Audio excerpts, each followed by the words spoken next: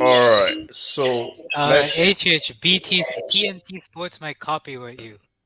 Yeah, no, yeah. I don't know, Mom, but I don't know what the hell you're on about there. So let's just get straight in. So guys, you know what it is. Like the video, subscribe if you're new. If feel free to send it in super chats. Your dubs help this show to grow. So let me do. I'm going straight in. Let's just go straight in. So I have zero sympathy for Copenhagen or coping mechanism because that is how you know that as a team you're a bunch of losers. That's how you know you're a bunch of losers. Because to have so many chances, to play so well, to have so many opportunities, and to come up short like that, and to so mess up in such a way, you're a bunch of losers. I'm sorry, you're a bunch of losers because not only do you have all those chances, all those opportunities, you end up conceding to a fridge. In the 93rd freaking minute, the last kick of the freaking game, you can't score a damn penalty.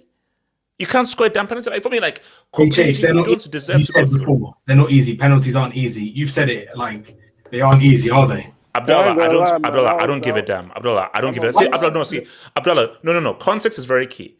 Based on how much you played and what you did, to break a penalty in like the 93rd minute, Abdallah, I'm sorry, you're a bunch of losers. You're losers. I'm sorry, you are losers. And also, this is what I don't want to hear. I don't want to hear this because this is a loser's mentality. What I want to hear is, oh, they played so well, they tried so hard. UCL is about skid. It's about skid. On one hand, you can say, in the context of the game, based on the XG, and how Copenhagen played over 90 minutes, Copenhagen deserves somewhat of a result. You may say that. But at the end of the day, what does it say on the scoreboard? It says 1-0 to Man United. United have those 3 points. So Wikipedia isn't going to say, man, but Copenhagen didn't deserve to win, man. They tried really hard.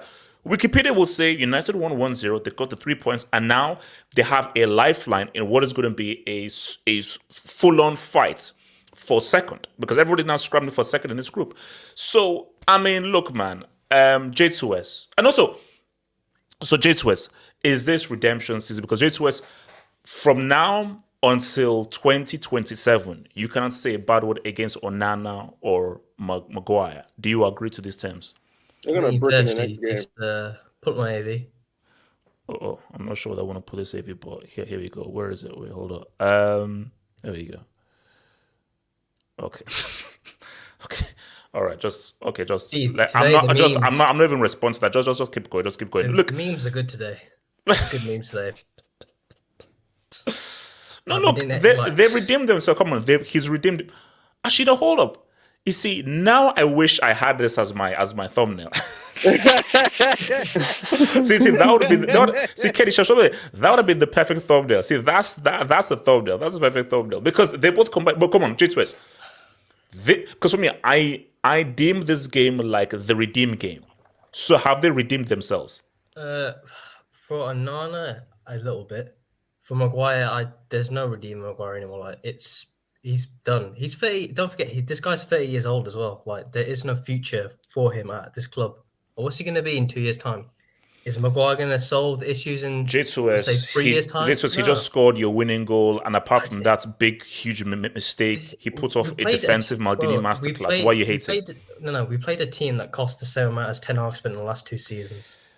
Like this is J2S, why couldn't you just lose for Højlund's younger brother Why? was on. No, Højlund's younger brother plays for Copenhagen. That's what I'm going to say about that team because I don't know any other players apart from his younger brother called Højlund. That left winger was pretty good, bro. He was cooking. Yeah, I don't know but who the what's his other name? left winger was Yeah, pretty what's his good. name? Johnson. Go on, Calvin. Go on, Calvin. Shout out to Johnson. Shout out to your boy Johnson. But hold on, J2S, keep going. Yeah, I mean, today we're just lucky again. Like this is another papering over the cracks, you'd say, because we can't keep playing this type of football. Like if we come second in this group and we get like a Real Madrid, for example, we're screwed in the round of 16. Like what are we gonna do? We're just the slapping boys for the rest of the competition. We're gonna be the likes of your Leipzig. Okay. But from what you've seen, though, do you see yourselves getting out of this group?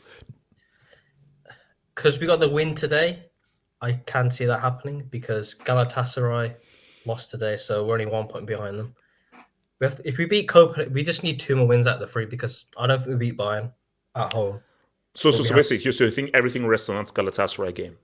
It's the 2 because we got to go away to Copenhagen and away to Galatasaray. They're not easy fixtures to go away from home, but given the strength of the squad compared to those squads, United should be getting past those teams. Like I know the first Galatasaray game was a bit of a hit and miss because certain players made mistakes. Makeshift back four, like we're playing Lindelof at left back, like that. That's not what we're going to be doing.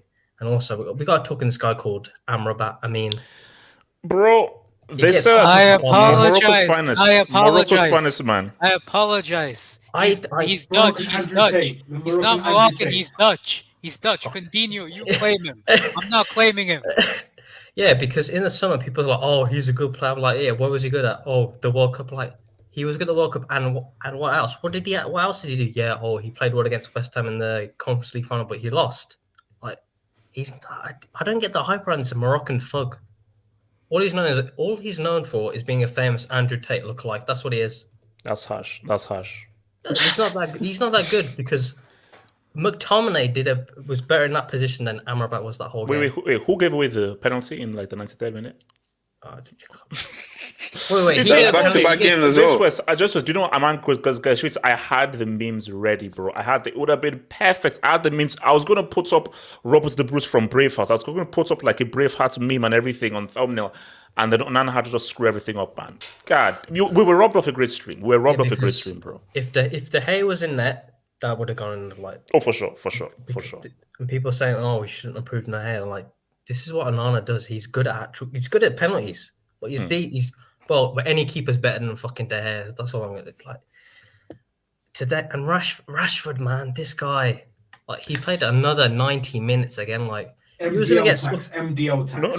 No, bro. I think it was something similar that I think Ganache did. Like, remember when there was that break where I think Bruno played the ball. Yeah, you can't miss control from there, bro. At least share the goal. Like twice they went through on goal, they didn't even share the goal. Yeah, bro. No, I mean that's unexcusable. See, you can't blame Ten Hag for that. That's just inexcusable. And the thing that struck me was they were like, "Yeah, but he's a young man." I'm like, Rashford's a young man. We're getting the Jesse Lingard treatment again. Like he's not a young man. He's no. Like he's been playing so many years at this level now. He's been playing top level football since 2017, 2016. That's like 7 years of good football. Like you can't keep saying, "Oh, he's a young player, he needs to improve that." How many times are we going to say, "Oh, he's had a really good season, had a poor season, had a really good season, had a poor season"? Yeah, that's consistent in being brickish, but that's not good enough for a top club. And I just don't know what this squad is, because Ten Hag, this is a Frankenstein squad, because we're looking at Maguire and McTominay being our best players for the past few games. Like, that's not going to get you anywhere. And then we're playing Man City this weekend. If we put in that performance that we did today and against Sheffield United, basically, no. See, that's a very good point. If United play like that against City, they're going to get destroyed. This is the whole. If Copenhagen had better players, United lose very easily. This is the whole point. Top level opposition will expose what United are, but because we're playing the likes of Copenhagen, Sheffield United, they're not going to expose it. They don't have the clinical strikers, they don't have the midfielders, they don't have the defence, they don't have the goalkeeper. It's just not like that level of competition. Man City, they've got the best in everything, and they'll expose the frauds that we are. Because Harry Maguire against Haaland, is that going to go as well as we think it is? Yeah. Okay, so let me throw in. So, AK, thoughts on the game, man, and thoughts on Maguire and Onana redeeming themselves. Can you zoom into my AVI, please? Oh man, look, it's a late shot, man. He deserves it. Messi and Haaland. There's a third name coming through. Messi and Haaland, look over your shoulder, bro. Look over. He deserves it today, bro. Because apart from say the first 25 minutes, this guy was pretty good.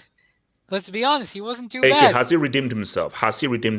Is the mag back? So has he gone from the fridge to the mag? I mean, he got man the match against Sheffield United. He played pretty well today. What are we saying? That's what we're saying. Well, we're saying Harry Beckenbauer. That's what we're saying. No, not that name again. Franz Maguire. Huh. But anyways, Sofian Amrabat, get out of my country. Go to Coutinho's country and represent his country. Oh, come on, AK, don't do that. AK, don't do that. AK, rep the bats. Rep the Batman, bro. Come on, rep the Batman. No, he needs to go back to Liga Shadows. Go back to Liga Shadows. Go back to Razal Ghul. He should go back to the dark alleyways of Marrakesh. That's where he should go back to. Okay, that's just being harsh, bro. What's he doing in these alleyways? No, it's okay.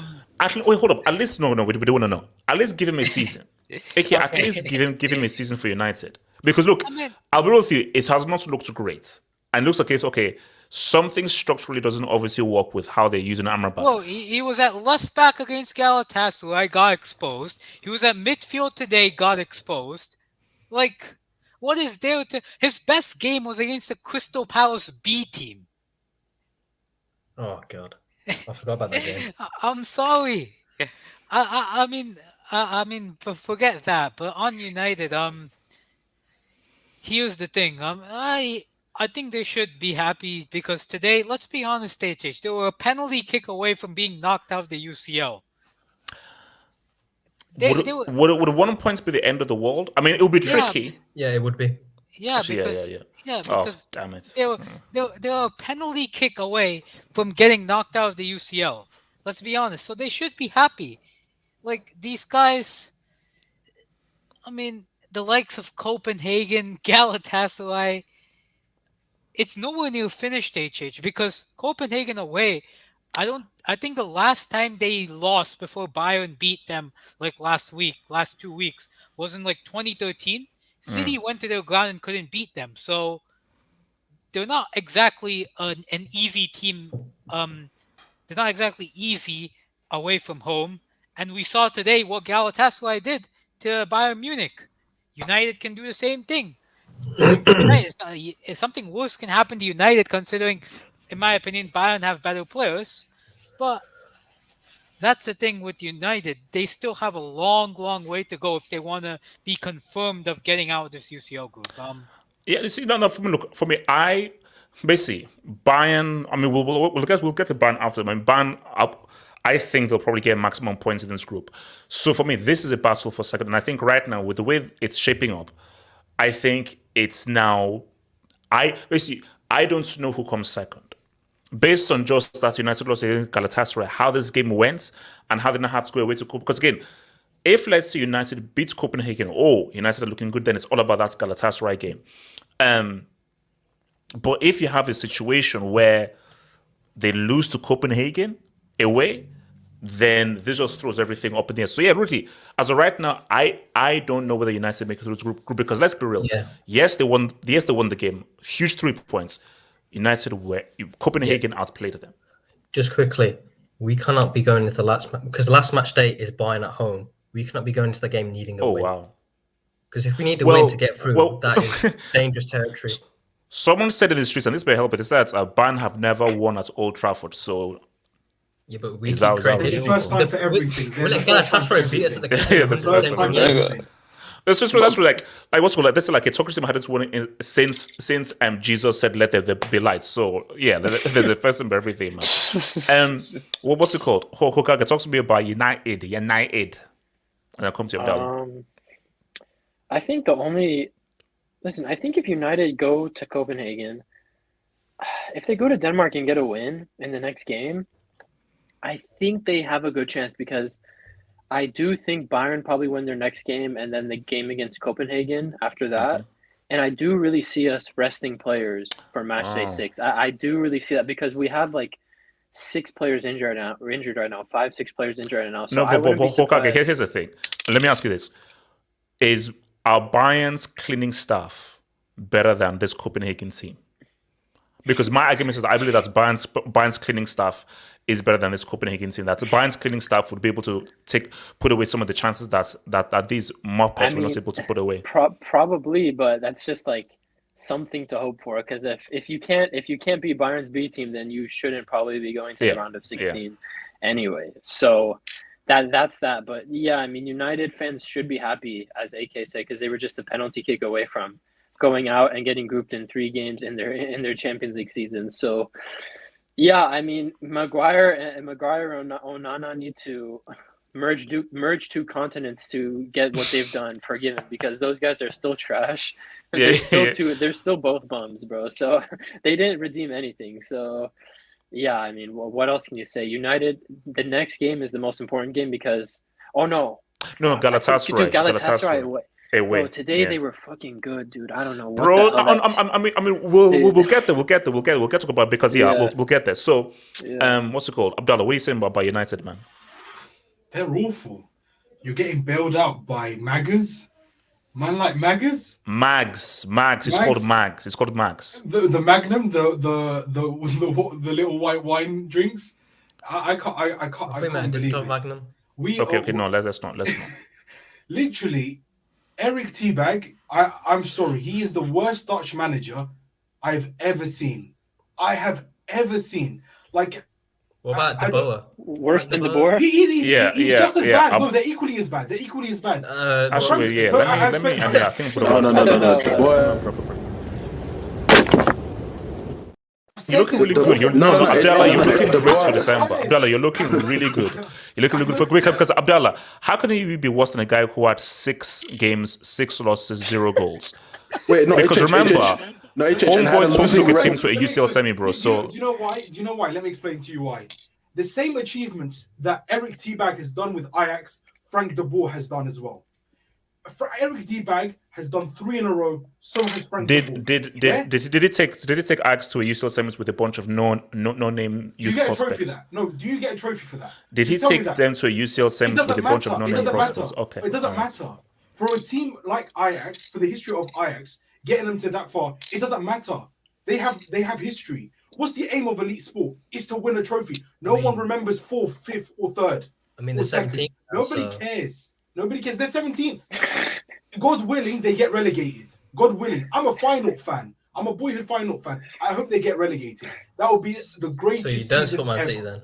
No. I was born in Holland, Rotterdam. I was born in Holland. So who do you support then? So is it Feyenoord or is it Man City? Who do you support? Both. Wait, HH.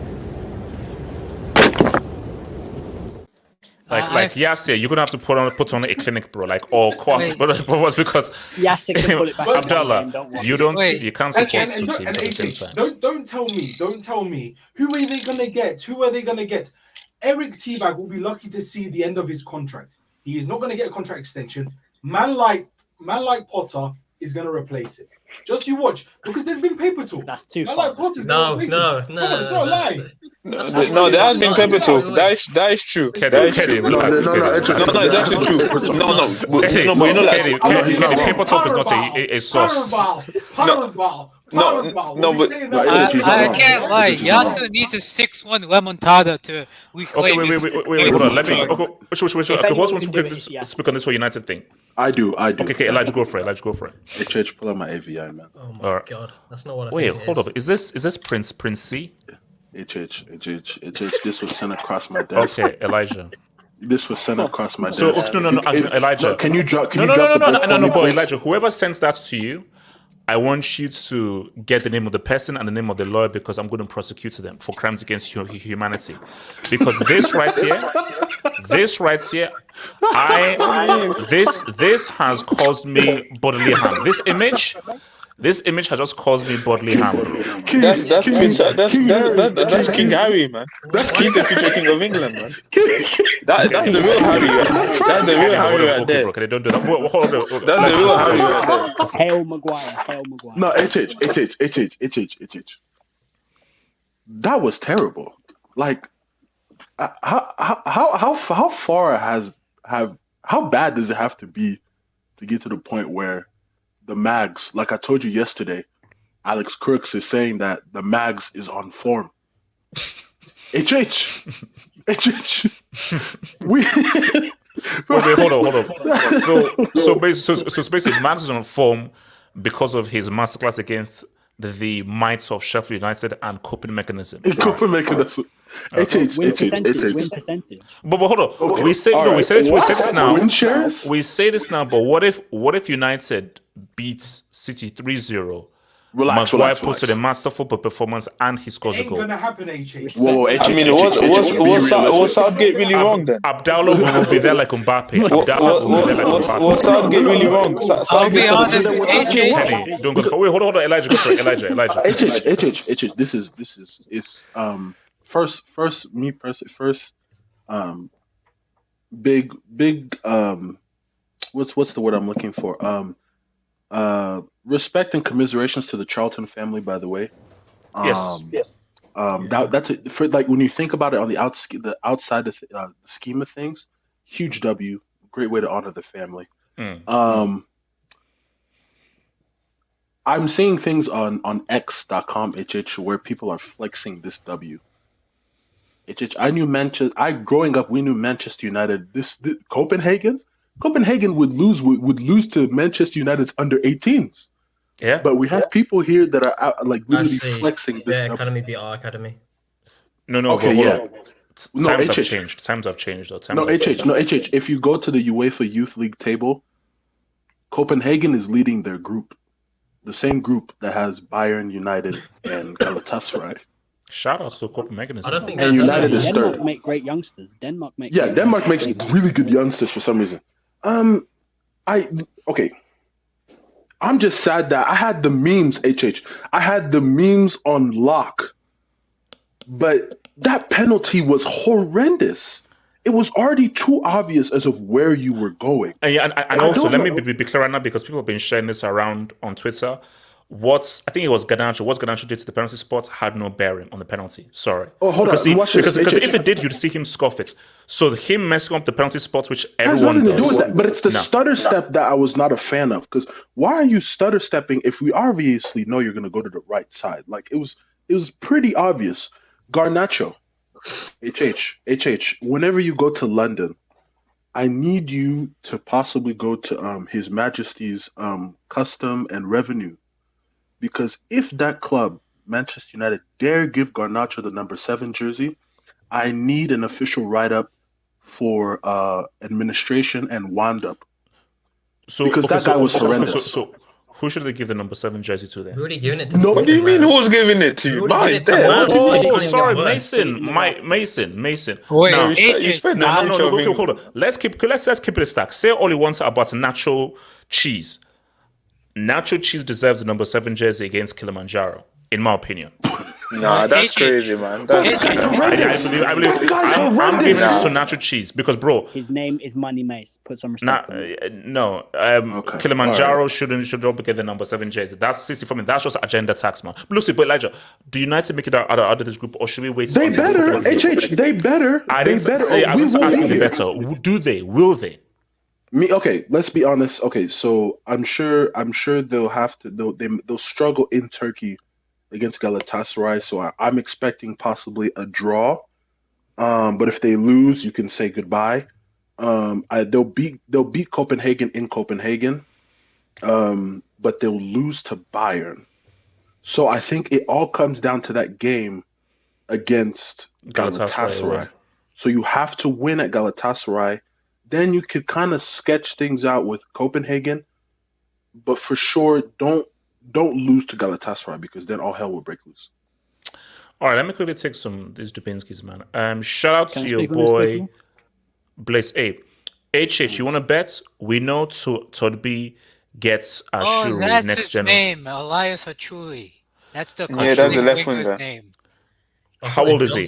How old is he? 18, 17, 16? How old is he? Probably Like, Epstein age. Is he of age?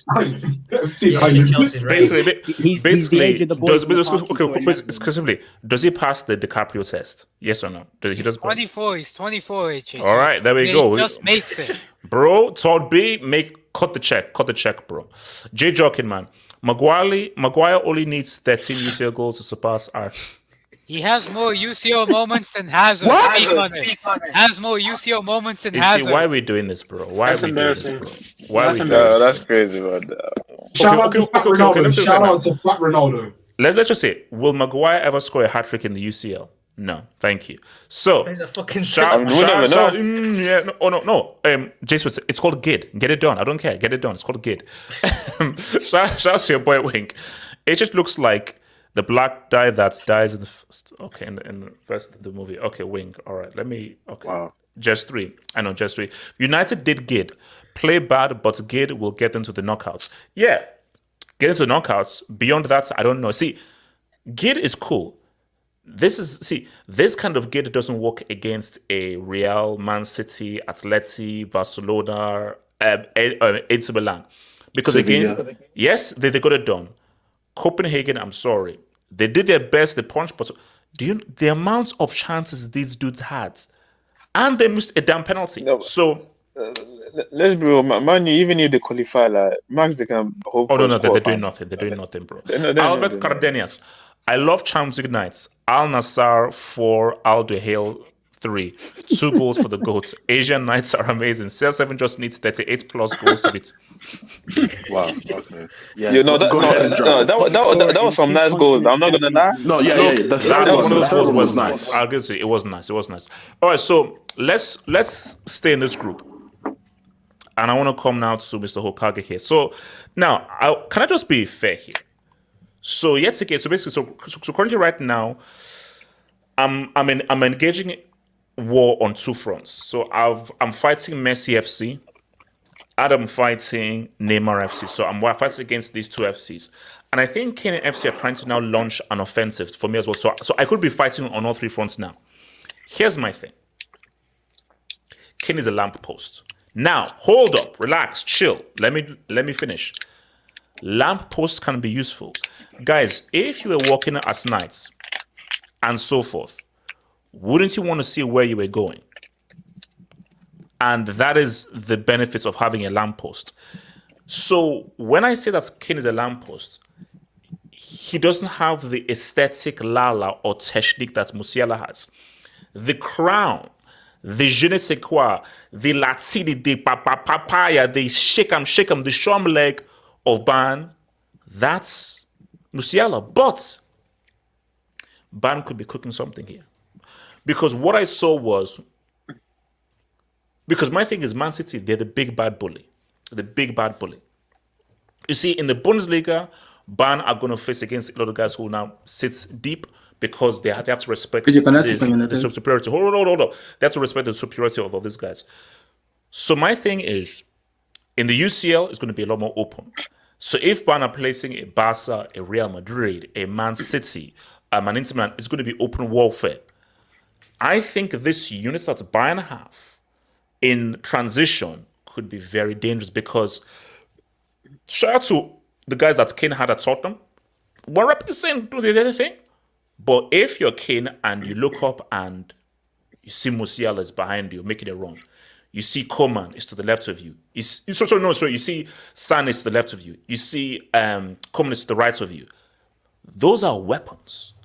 Those are weapons. So if this unit of Kane, Musiala, Coman, Sane can really forge something, Bayern can sail something. I still feel they need a Palhinha in January. And then once they have that, then I think this could be a very interesting squadron. And now I'm like, okay, because Bayern are like this group is I'm already thinking about the second round. So really, I'm thinking about quarters. So now I'm thinking about if Bayern run into a Man City or a Real Madrid, how that will go. But I'm liking how these guys are looking in transition and in space. Hokage, your thoughts on Bayern and Kane's performance? I think dude, Kane might be the worst guy in our attack right now. This guy, Hokage, don't do he this. is so slow. Hokage, thank you. Now, this is a Bayern fan. He's a lamppost. Bro, the Prem is on fraud watch, bro. This guy dropped 30 goals and like 100 assists last season in your bum-ass league. This guy moves at 2.1 speed, bro. But okay, let's be fair though. He has very good pass. I mean, for a guy who knows that he looks like a tree trunk and like he has an anvil on his back, he does know his deficiencies and knows how to evade trouble and spray those passes, which is why he's key for this thing. But yeah, here's my problem with Kane. Today was a perfect like it just showed me. Kane today.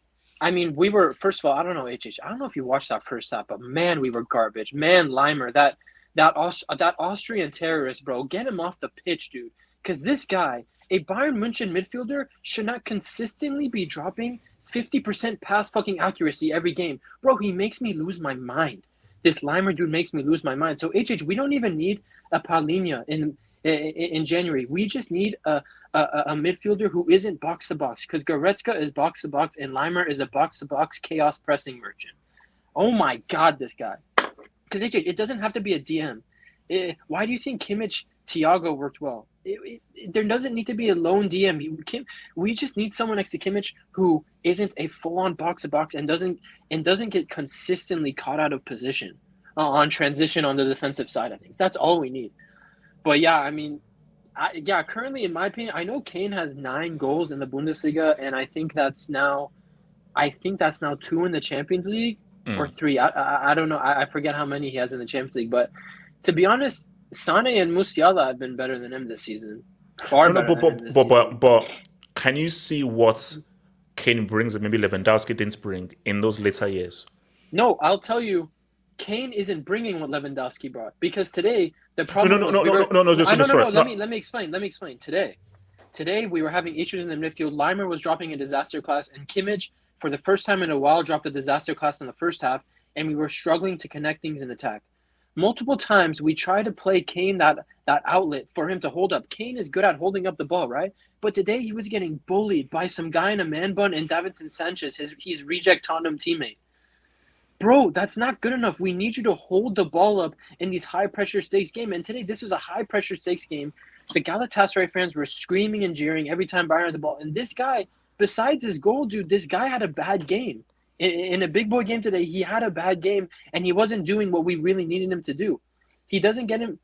Now, I understand Kane is good at headers, but his specialty has never been getting in the box and scoring those headers on attacks. A lot of his goals come from his feet, from left-footed shot, right-footed shot, but I'm really surprised at how bad his runs into the box are. I'm really surprised because he does not get in good positions. And I don't know if it's the case of like Messi going to PSG where he needs to, get acclimated to his environment and his teammates. But his runs into the box and his presence in the box has been terrible, in my opinion. But the guy people say Kane is. Like at Tottenham, because it's interesting you actually mentioned Messi because at Tottenham, everything went through him. So everything was built around him. And I think everybody played to him. And let's be real, like, apart from maybe Son, there were very few people that had his ability. But now he's coming to a place where you are clearly not the best player here.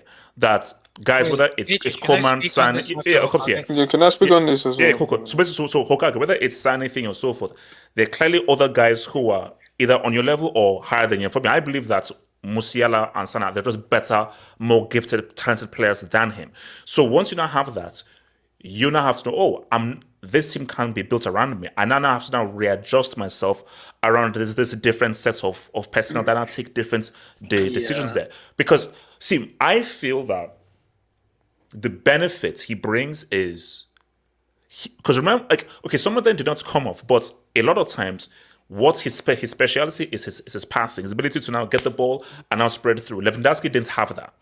I think, hence why I asked, what does he bring that Lewandowski doesn't bring? Because I think what he has to bring that Lewandowski didn't bring, if he does take aside goals, being a frontman, is the ability to now hold the ball and now, Sane is there, 40-yarder across to Sane, which can now lead to a goal. I don't think Lewandowski, especially in the late, Lewandowski does one maybe, but Bayern Lewandowski didn't really do that as much in terms of providing for guys and hitting that 40-yard crossfield pass to that inside forward, cutting in on the diagonal. So I think if Tuchel can master that, because here's my thing though, against those bigger teams, come the quarters and semis, is going to be space, way more space. So for that, and the secret to Bayern winning, apart from defense going to say what's up, midfield going to say what's up, is Kane being able to hold the ball up, as they say, and find Coman, find Sane, find Musiala in those pockets. Because if he's able to find these weapons and these snipers, that's the recipe that Bayern have that very few other guys don't have. So for me, that is the secret.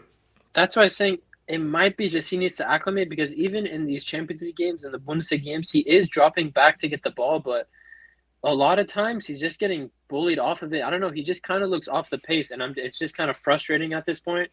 It's only October. I mean, we'll see what he's doing in February, because that's really when Bayern season starts in February. None of this even matters. We always get out of the group stage or everything, but yeah, I mean, outside of Kane for Bayern, I think today the midfield, it's just get a competent midfielder, please, Bayern board, please. Because that's really that would solve a lot of our issues.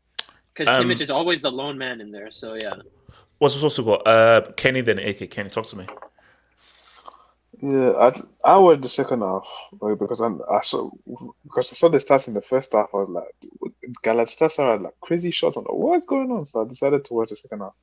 But honestly, from what I've watched, I don't think Kane was that bad. I think for me, I think Sane was quite poor today. From what I've seen, his decision making wasn't the best, I think. But for me, the main thing was the midfield. For me, the midfield was he was caught into most of the time. He had the 4 attackers and the rest of the team. It was really there was no one connecting really the midfield, the midfield and the attack. I feel the team most of the time was caught into.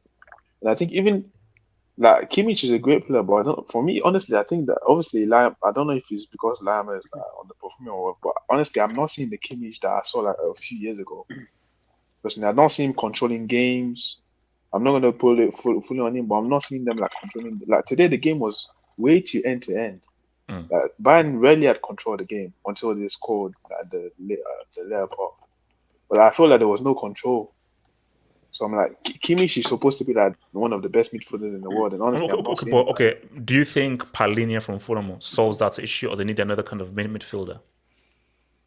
Like I said, I don't know. Tuchel is looking for that type of midfielder, so he wants to pair him with that. So probably, maybe. But obviously, in the past, Okage said, they had Thiago, but obviously, I don't know right now.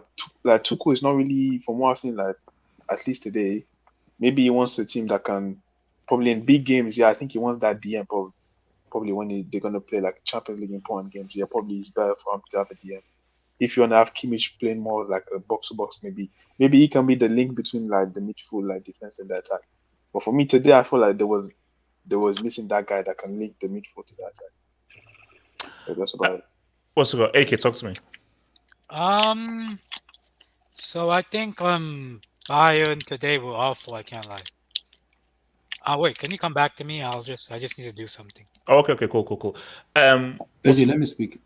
Okay, go for it. Because I didn't speak. You want me to speak on United? No. We are on Bayern right now. We're on the Bayern game. Actually, I watched the match, and I think I have a problem with Bayern Munich because this is about the tomato when Nagelsmann was there before he was sacked. I don't like the combination of Bayern Munich team because, firstly, in terms of their decision making, Lorenzo is a little bit. He has a brain fart. Maybe the contract renewal, maybe he wants to leave. Something is going on with Leroy and the way he has to be fit. Also, the midfield too. There's a problem with the construction of the midfield. Lima and Kimmich. I think they need the natural. Lima is mid. Ball. I think they need a DM, someone that can be that single DM. Maybe that was what they were looking at Pauline Ha, which that Fulham play, which is for me is very good player. Also, I also think I understand why Tuchel is playing Upamecano ahead of the Ligt. The Ligt is made for me, but I think people might talk about Upamecano. I don't think Upamecano is that bad player, but I think he fits what Tuchel wants to do. I think he's a better player for me than Matthias de Ligt for me. For me, in terms of the way they want to build up play, they want to control the game. He is a very good player. But what do you think of Kane? Do you think you're saying how Kane fits into this team? I think or is something he now it's time to grow? I understand what Okagan is saying. He doesn't like the way Kane is, but I think the problem is the combination of players around him. Because sometimes the West Indies is having a brain fart. Coleman sometimes might be a mismatch. He might want to shoot, might want to pass. I think Kane is having a problem with the people around him, like Leroy Sané and Coleman. And I think he has a good connection with Jamal Musiala and Alphonso Davies. I think those two players understand Kane very well than those two wingers. And I think Tuchel has to find a way to bring Kane into the game. He will score goals, but the problem is he cannot be having Kane for 90 minutes having like 5 touches in a game. 4 touches does not make any sense. It doesn't make any sense because you need him to be prolific in those kind of areas where he has to be impacting the games. And if he does not impact the game, then what is the usefulness of Harry Kane in the team? So that's on Tuchel to find a way to figure those out. Who does he play to bring in Harry Kane into the game? Because for me, I have a problem with Sané and I have a problem with Coleman. So he has to find a way to bring wait. Why? What's the problem with Coleman? What did he do? My problem with them is they always have a brain fat. They are too selfish for me in terms of the way they play. Especially Leroy Sané. He wants to be everything goes through him. Football doesn't work that. Football is a team sport where you have to play together with your team. Sané has been having that problem from the beginning of the season. I want to do this. I don't know. Sané has been. He's not been, but he's been playing pretty well this season, man. Yeah, and for me, Coleman has always been a consistent player for me. A brain fat. That's what the problem. For me, they need a natural winger, someone that can. Like who? I can't even mention. Wait, AJ, can I speak on this? Yeah. Okay. Let's come to AK. AK, what are you saying, man? Yeah. So I watched this game. AJ, the first thing that stood out to me was the Galatasaray press, and that's why I caution United, because a team as composed as Bayern went there and were nervous. You could see that they were nervous starting from the first whistle. I mean, Galatasaray pressed with 4 guys, and pressing with that atmosphere is going to, take a lot out of you. And as seen, it took a lot out of Bayern. And I think that's the thing what United have to look at and say, how are we going to combat that? But ultimately, I think Bayern today, they were very poor. I can't lie. I think the midfield, I agree with Hokage and Abdullahi on the midfield. I think Kimmich and Lima doesn't work at all. Lima, for me, I thought Lima could be molded into a DM at first, but the guy's way too ill-disciplined positionally to play as that holding role. I think even that's why they want Papalina, and that's why they were trying to go for Palhinha. For me, brings balance defensively, but my whole point for Joshua Kimmich is to have him almost play as an 8 or have him play as a creator. We do not want Joshua Kimmich to play as the build-up guy, the guy who's receiving the ball from the center backs and distributing it. Like, you want Joshua Kimmich to be near the penalty box, creating chances. And does Palhinha give you that? Is Palhinha good enough on the ball for that? That's why Declan Rice was such an important guy for Bayern, because he could take care of both of those jobs. Now, that's the thing. I actually saw a Moroccan perform well today. I actually saw a true Moroccan in Nusar Mazraoui, who in my opinion was the best Bayern player on the pitch. Harry Kane, you owe your goal to that guy. And yeah, I think Bayern need to improve if they want to contend for this UCL, because if Galatasaray had those chances. If Bayern go up against a Real Madrid, a Manchester City, even an Arsenal to an extent, the amount of space that's there, any team can, any top team will take advantage and, score loads of goals on them. So I think that's a thing for them. But the thing is that those teams don't press. Galatasaray did an 8-man press today. Those teams don't press like that, though. I just feel like Manchester United might get pumped 4-0 if they play like they play because they did an 8-man. Literally, they left Davinson Sanchez and Man-Bun down there to defend with the goalie, and 8 guys pressed the whole time. No, but then he says though is like it makes sense the Copenhagen game. Like, yeah, United will fight it hard, but if you have, but then that was the difference here. Galatasaray played really well because I caught like the second half. Galatasaray played really well, had loads of opportunities, turning over the ball, nice press, winning the ball. It was end to end. But at the end of the day, they don't have a Musiala, they don't have a Koeman, they don't have a Kane.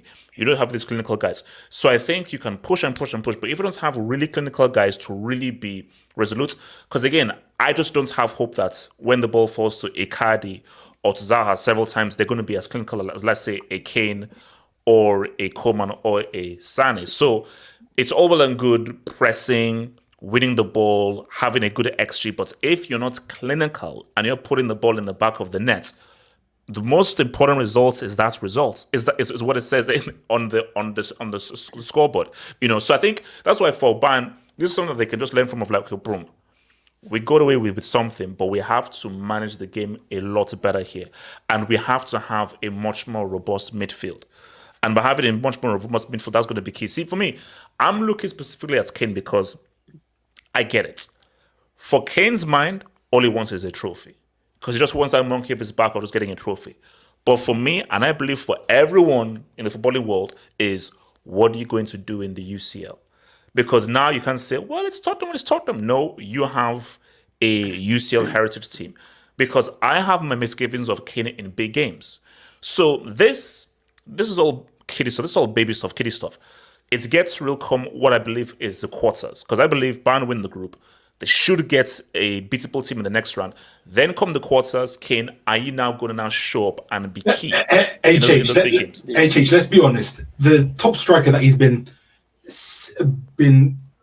praised as for the many years, he should have got a 3-piece today. He should have got a 3-piece. For the caliber of striker that people love to simp and twerk for, that he apparently is, he should have got a 3-piece or a brace at the bare minimum. At the bare minimum. Yeah, well, he didn't really get opportunities like that. Well, I don't think he only has like one chance. I'm sorry. Yeah, like the chance he got, he scored. Isn't he the type of striker that people say this is the type of striker that Haaland is? That he drops in deep and creates chances for himself. No, that's why people love to. No. He drops in deep and creates chances for others. No, but he did create chances. Yeah, the one that he created chances for Sané as well. Harry Kane is not even himself. It's the player beside him. Someone like Leroy Sané. That guy is a selfish idiot. He wants to do things. Wait, hold on, no. So I'm like, why are you blaming Sané? Sané is having a good season. Yeah, he's having a good season, bro. That's just a brick. I know, but I don't know why you're coming over for Sané because no. Hold on. Let me say what's right now. One of my favorite players of the modern era is arguably the most selfish player I've ever seen in my entire life, Robin. Robin was a greedy bastard. But if you're greedy and you're good, well, cool. Bro, I don't care. The greediest footballer of all time was Arjen Robben. That guy didn't know what. But see, if you looked at Robin's pad, the X button was literally ripped out of the gamepad, bro. That guy did not believe in passing. Sometimes you could be. Wait, hold on. So, Abdullah, what are you saying that comes to Elijah Abdullah? The reason I said that is because in this match, Leroy Sané was horrendous in this match. And the amount horrendous? The amount of time he got the ball today, he was just doing this. And I was like, I can ask two-way, just square the ball to him, tapping. He wants to do everybody. That was what I was saying. Yes, he's having a good season. But in this match against Galatasaray, it was poor. It was abysmal today. I don't know why continuing saying he has to have 3 pieces. You can't have 3 pieces when you're having a player like Sané who is having a brain fart in a match. How do you have a 3 piece when he's having a brain fart in a match? So he needs to fix up his mentality. I understand what he's saying. Season. I understand that. Man. I have a question for. No, he- Okay, actually, no, Elijah then. Okay, Elijah talks I was about. gonna say Abdullahi's point is actually very valid, especially when it comes to players. When it comes to attacking, and like at the end of the day, it's all about scoring goals. And you can be selfish, but the selfishness has to go up to a certain point. Does that make sense? Like, true. Like, for example, you brought up the point of Robin. Yeah, Robin, especially like when Bayern did the treble, like he was literally at times he had to carry. And I see Abdullahi's point 100% because there's a few times where Kane's in the box, but Sane doesn't look up to give that opportunity to at least cross the ball or try to, just give him a chance. But Elijah, but see, the thing though is, I get it because Sane, you're not Robin, but True. certain players are certain players, and I think, basically, this is almost similar, identical to what it was before. Lewandowski knew that Ribery was a pass-first guy, so Ribery was all about I am trying to wriggle my way through and give the ball through. Lewandowski hated Robin's guts because Robin was like, no, I am not crossing the ball. I'm putting the ball on my left and I'm shooting. I'm not here to pass the ball. Similar here. Coman is the quintessential winger. Beat my man, gets to Bayern, I'm looking for that cross. But Sane is the opposite. So it's true. For Sane, fine, be selfish. But if you're selfish, you better be effective. Because for me, Yes. you can't be selfish and useless. You can't be selfish and useless. Yes, that's the thing. At the yes. end of the day, you can, if you're on the wing, you can't be selfish and useless. Like I just you got to look for your main man. One thing to note here is selfishness. I applaud selfishness if you help me win the game. So people say, "Oh, don't be selfish." No, being selfish is good if you can help me win the game, because there are times in which you need to be giving, and there are times in a football where you need to be selfish. Because by passing the ball, you may actually miss an opportunity to get a goal. Because all that matters is the results. Whatever gets me the results, that's all that matters. Yeah, that's all I want to say. Because I was just to add to Abdullahi's point, it was pretty. I don't know if it felt like in a way like people were kind of like misconstruing what he was trying to say. I don't know, but Elijah, I was just feeling trigger happy. I just wanted to drop the brick on him. I was feeling trigger happy. AK, what do you want to say, AK? Yeah, I just had a question to Hokage. Why can't you use Mazraoui as a second DM? Like invert him from the right back, use him as a second DM alongside Kimmich. Because he's actually good at building up and recovering and stuff like that. I mean, that's the thing. Tuchel doesn't really play that inverted wingback stuff, though. That's the thing. Did he do that at Chelsea? I mean, I won't lie. I didn't watch every Chelsea game ever. I only watched them in the Champions League.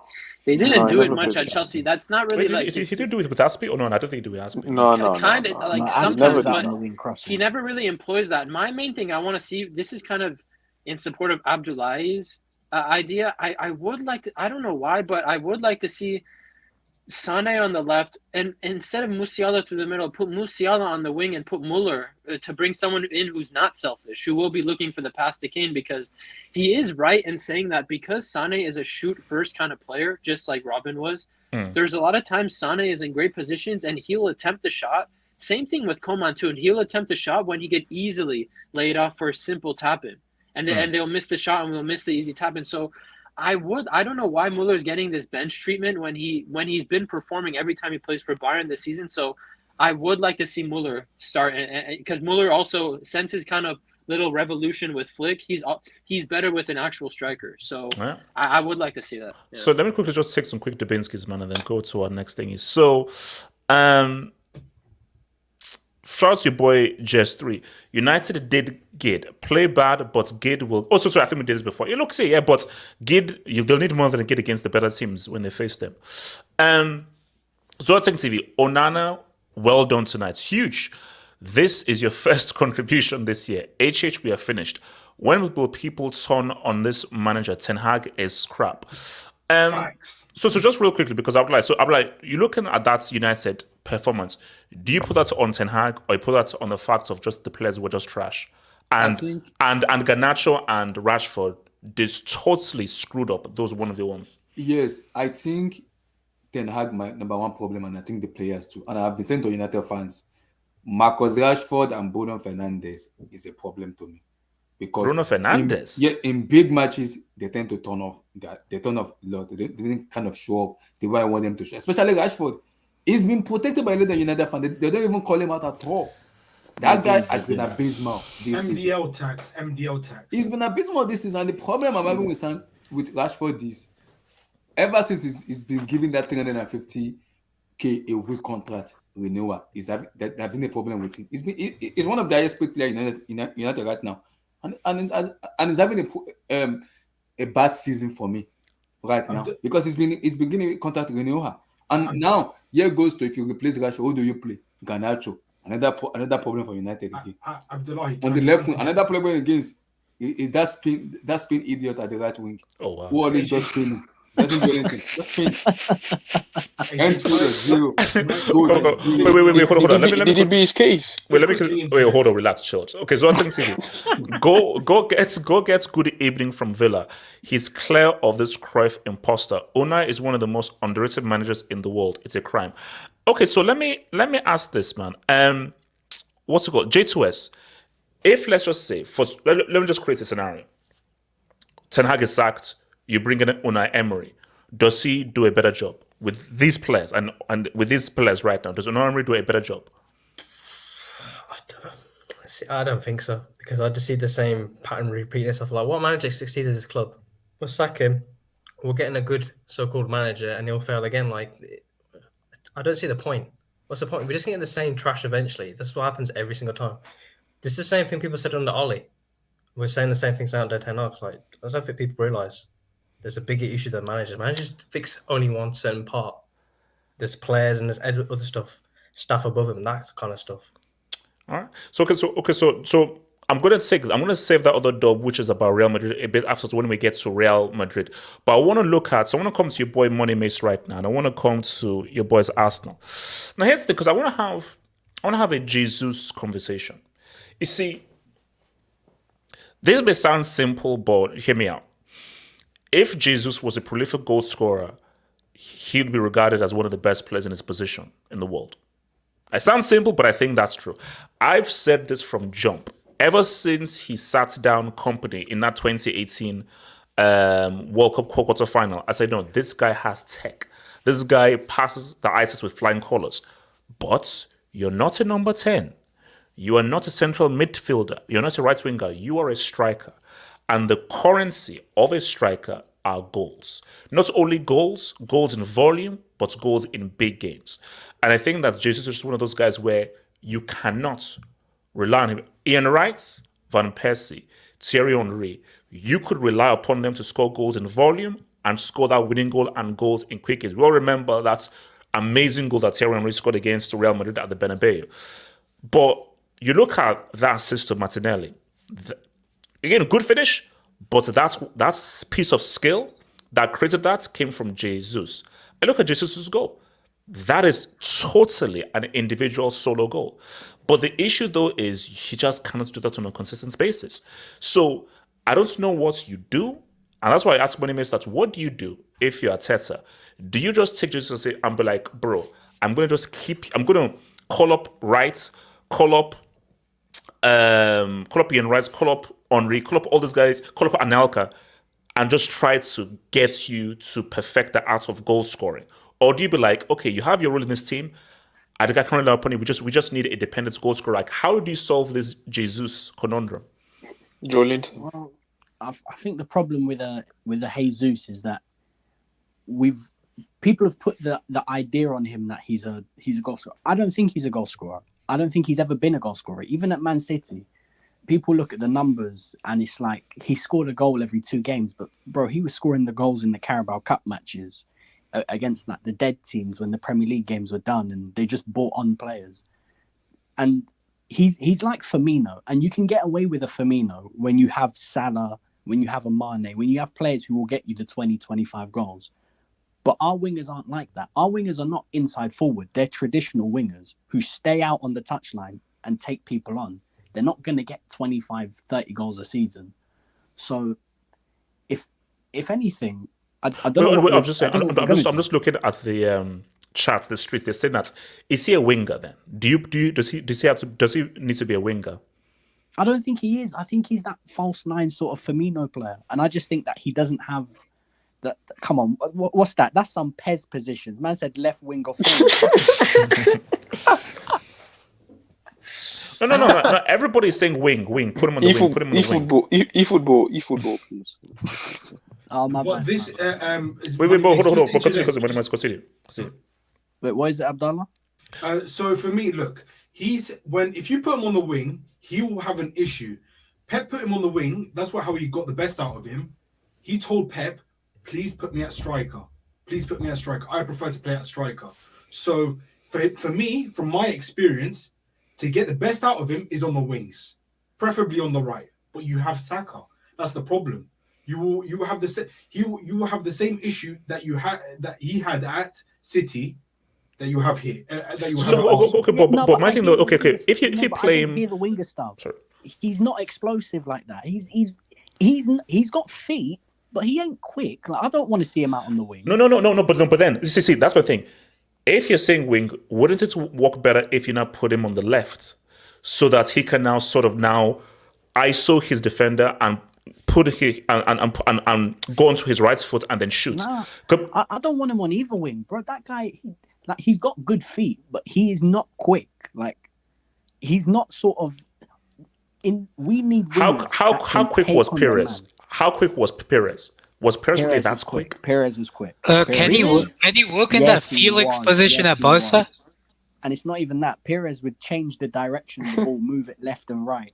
He'd make his defender turn his body, and then that one knock past him and he's gone.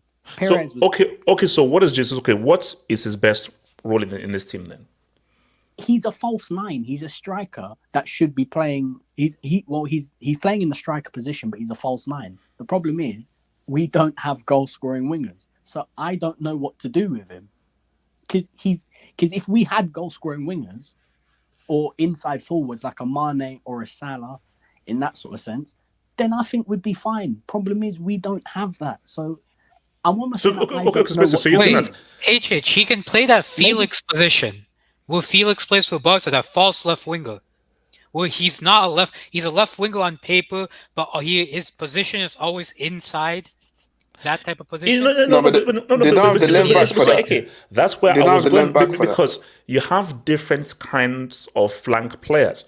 You have the flank players who are quick and so forth, and you have guys like Felix who has zero pace, but your thing is to receive the ball and just to try to find those little pockets, little pockets in there. Because I think that I think you're right, Ian, because if you play him on the false nine, the way that Arsenal's wingers are, it doesn't play. Because my question was like, if you put peak Firmino, 2018, 2019 Firmino in this team, is he as effective? You're seeing similar stuff. You're seeing similar stuff to what Jesus is doing. Like, he'll have good games, but ultimately you can't put the onus on him to score goals. My solution is just buy a striker. But then the problem with that is, okay, we need to buy a striker. Cool, we'll buy Ivan Toney, and he's better than Jesus, but I still don't think Ivan Toney's good enough for what we want to do. The only striker that's good enough to help Arsenal try and compete for bigger trophies is Osimhen. And Napoli are the most stingy run club in the world, and they'll ask for 200 million. So, okay, so why do you think Osimhen works and Toney doesn't work? It's not that he works. It's, bro, you're competing with City, and City have Haaland. Bro, Haaland will bag 50 goals in the season. Toney will get 25, but to compete with City, you need someone who's going to get those sort of numbers. It's not a slight on Toney. It's just that they have a goal-scoring freak up front. And I think with Osimhen, he is the only striker in the world that a team can buy that's available right now that will help you compete with a Man City. Because I think he does everything that Haaland does. I'll probably say he does even a bit more as well. Like the way he runs channels. But then, headaches. If you're Arteta, don't you be like, okay, Osimhen is tricky. Don't you now take Trossard aside, take Martinelli aside, take Saka aside and say, guys, look, you have to try and make more intelligent diagonal runs, so you can give someone like a Jesus an option to find you in the pocket. So shouldn't now the onus be on those flank players to now try and make more runs into the pocket to now offer the false line guy an opportunity? Because let's be real, these guys do score goals. So Saka, Martinelli, and Trossard, they are capable of scoring goals. So between Saka, Martinelli, and Trossard, there are enough goals there. So should it be a thing of like, you now have to just work with the striker to now try and create something? Because you're not getting Osimhen. That's 160 plus. Yeah, I know, but like, honestly, it's difficult. The only way I could see us getting maybe more goals is through Martinelli. If we were to tell Martinelli, every time that ball's on the right channel, dart your run on the inside, make that run onto the left-hand side of the box, and try and get into those positions in between the left centre back and the fullback on the right-hand side. Try and get in between those spaces, and try and make those runs for a diagonal ball across. Like, to be honest, we're in a sort of like bad position because it's like we've got a lot of good players, but the problem is that all these good players don't really add up to what City have. Like, bro, we gave that twat number 14 100k a week, and that's crazy. And all he does is run around.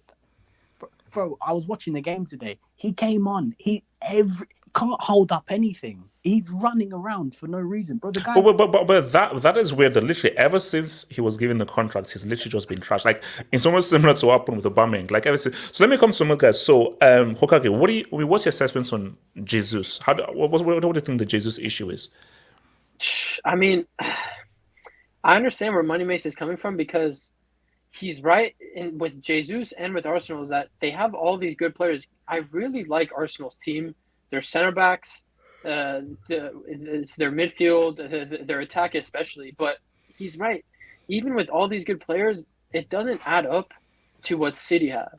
And Jesus is kind of like a representation of that because he'll give you games where he could be this goal scorer like he was today. He did his dribble and he played that a really good pass to Martinelli as he was running in. I think it was a counter, right? Running in behind on the counter attack. But is Jesus good enough to win a league? Because there's a reason why Pep got rid of him. There's a reason why Pep is giving all his side chicks to Premier League teams. Your best player on your team is Cole Palmer, bro. Are you kidding me? Okay, look. Beggars can't be choosers, man. Beggars can't be choosers, man. I'm enjoying the sloppy seconds of the moment. What can we do? What can we do? Pause. You guys, relax. Hokage, keep talking. Keep talking. And that's the issue. Like, Jesus is a great player, but there's a reason why Pep shipped him off. He's not going to be the guy that leads you to a Premier League. He's not going to be the guy that leads you to Hokage, Champions League. He's weak mentally. Like he was crying to his parents. Oh, I got benched by Pep. Oh, I got benched. What kind of? I'm sorry. This generation of footballers are soft. Man, Abdallah, you're so negative, bro. Like, why are you? I feel like strong. You know, Abdallah. You know that. I don't think you know. I don't. Guys, Streets, please tell me. Like, let me actually ask the Streets. Have you ever heard Abdallah say anything positive ever? Anything positive? No, I swear I don't. I swear, I've never heard him say anything positive before. I have said something positive. Wait, hold on. Sorry, money miss. No, Phil Foden let his mum get punched up in the club and he didn't even fight. Whoa. All right, okay, so Okagi, wait, so continue, Okagi, was saying? Okay, wait, that's too far. But, yeah, I think Jesus, I don't know, because I think Jesus is playing well, but I think this is his ceiling. I don't think he'll ever be... Even if he's in the correct system, no. Sorry, pause. Mods. Can you please put McLovin in 5 minutes timer, please? 5 minutes timer. 5 minutes timer for McLovin, please. 5 minutes timer. Thank you. Sorry, Hokage, please continue. I think Jesus' ceiling is just a great player. I don't think he. I don't know. I just think the reason we keep seeing it, Pep keeps shipping off the players who he thinks are not good enough, and he's being proven right almost all the time. Like, when has Pep shipped a player off and they've gone and excelled? Like, I don't know. And I think with Arsenal, it's weird though, because the way the European landscape is, I could see Arsenal making a semi-finals in the Champions League because they win this group. Say they win this group, they get a favorable round of 16 draw, and then the way they play, dude, they held. I know City played badly for their standards, but they held City and beat them, and put them against. Listen, if they come up against a Bayern or Real Madrid, sure, I'd edge it towards those teams, but I wouldn't say. Yeah, Arsenal no. Come on. Like you see, over each two they legs. have- Over 2 legs. I can't see these guys being Real or Bayern over 2 legs. But think No, about it's it not because favourites, Real, but there's a small chance. but I think they can. They're not complete. They wouldn't be smashed like they did. 10, No, 7 years ago. yes. I agree. Yes, And like that's for me, why it should be a competitive. Like, for me, look, see this. What I said that out, and this I said it from before the UCL. Outsiders, like total outsiders, like a shot in the dark is Arsenal. So like, let's make the same. It's just as like a crazy shot in the dark. Because I think Are Arsenal they could be a surprise team. outsiders? But no, that's not us, the outsiders. Like, I don't think it would be a have them like surprise. fourth favorites. No, AJ. wait. Okay, guys. Okay, now That's I wouldn't the be rookies respectful because they here. know people are stupid. If Yeah, Arsenal yeah. make the UCL semis, are you saying that wouldn't be a surprise if Arsenal make the UCL semis? No, It wouldn't. like, Dude, let's they- rule. Like, they have the why these HH. why they these have great the- teams in Let's Europe be right now? realistic. HH. Let's be Sadly- realistic. Wait. So hold on. Hokage. They have the tools because their defense, their defense is well structured. They have pace back there. I do think they're missing someone in midfield because I don't think you could do crap with Jorginho. I don't know how Tuchel won a Champions League with Jorginho in midfield, but you can't do crap with Jorginho. But HH, they have weapons in attack. Saka, Martinelli, Trossard off the bench. Say what you want about Havertz, but Havertz typically scores goals in the Champions League. He did it for Chelsea. So they have the tools to make a semifinal. I wouldn't be surprised if they made a semifinal. I think they have weapons in attack and a good structure, and I think Arteta has them on a good I would direction. say quarters because they don't have. If they come first, who are they gonna face in the round of 16? No. That's true. But see, like, AK, look at Inter.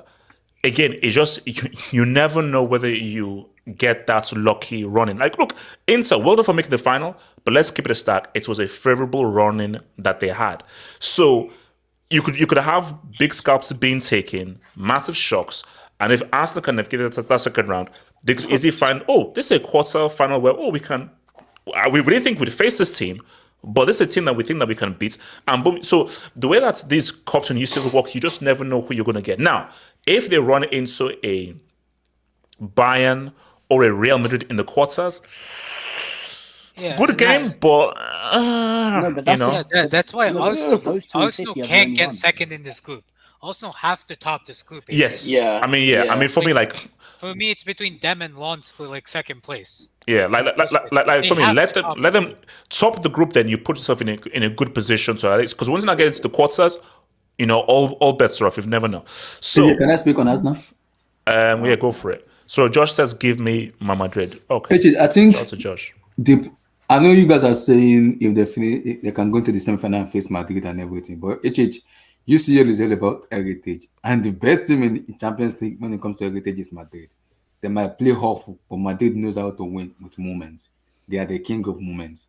So I don't think if Arsenal face Madrid or Man United, they all win at Madrid because Madrid might be crap for 90 minutes, but they'll find a way to win because they have. That actually makes no sense. But yeah, That's why City beat them. but Abdullah, you do know that Modric is a geriatric.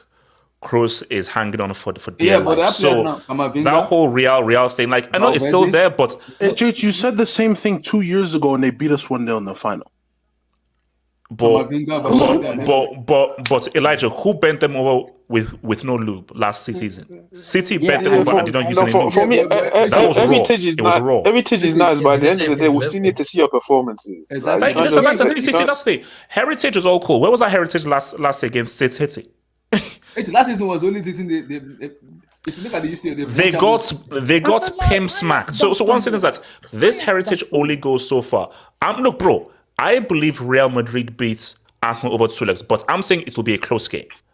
I'm saying I don't think it's that gonna be see, that the way the landscape is, Arsenal are capable of beating Bayern or Real Madrid. I just believe they just will not. But basically, put it this way: 10 years ago, Real and Bayern will literally toy with.